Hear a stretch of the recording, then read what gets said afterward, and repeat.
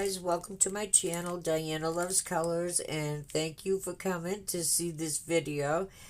Today I am kitting up this diamond painting from Feelook Art, and this is Gentleman Rabbit, and I have my box out to kit up my diamond painting, and I thought maybe I would explain how I do it.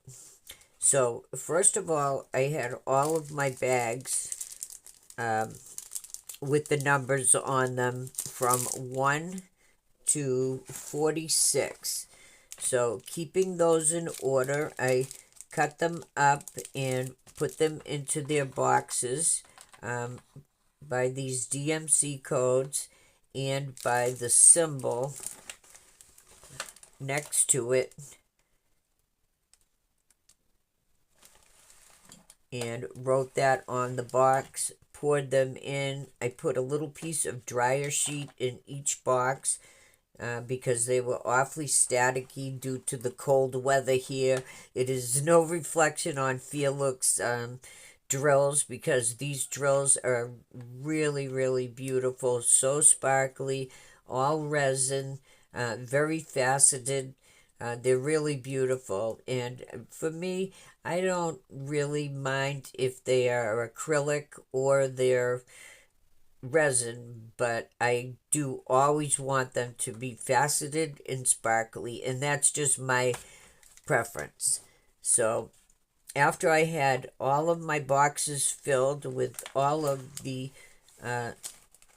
bags, and I wrote the symbols and DMC codes on them. The DMC codes I put on there for only for when I'm done. I can pour these back into any large container which I am saving DMC codes by.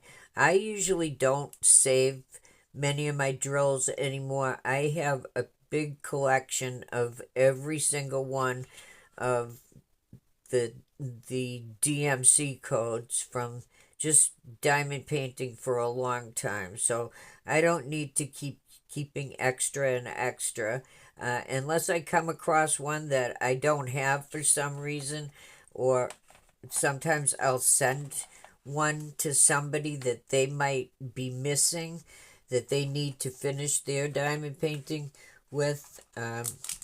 So I just keep rotating the stock, really. So now, after I had all of these bags opened and all of that written on there, I take my numbers and now I put them, the colors rather, by their symbols. And for me, it's easier for me to keep my drills in this kind of order because that's how my brain works. So these are all symbols.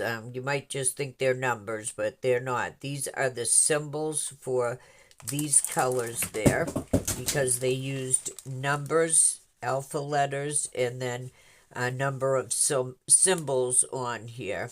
So I put all the numbers together, and then I go through and put all of the alpha symbols together, and then those are all the capital letters. Then I put all the small letters together, and then with the symbols I'll put all of the things that I would see on a calculator together, plus and minus, and percentage sign, equal, like that. And then I will put all of the other symbols together, like these three that are arrows, that one that's pointing that way.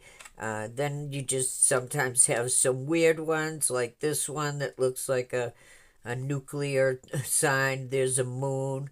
This looks like a Y, but it is not a Y. It is a symbol with a line going that way and then a line going this way. This is a capital letter Y over here. So you don't want to get those mixed up, and that's why I do this. Then you just have some other weird symbols here. So now I really don't need to look at the legend anymore. All I need to look at are these symbols that are on the canvas itself, like that. And because I have them set up in this way of letters and numbers and like that, it's easier for my brain to find them in here, and take them in and put them back where they go when I'm done with them. So it just helps me work a little faster. And after a few times of using different ones, I automatically know where to pick them up from and put them back at. It's like a sort of like a memory game. So anyway, I just thought maybe you'd like to see how I kit up my diamond paintings when it's a large one like this. And I can't wait to get started on this. I will show you the next step that I do in another video. Okay, thanks for watching, and I will see you next time with something new.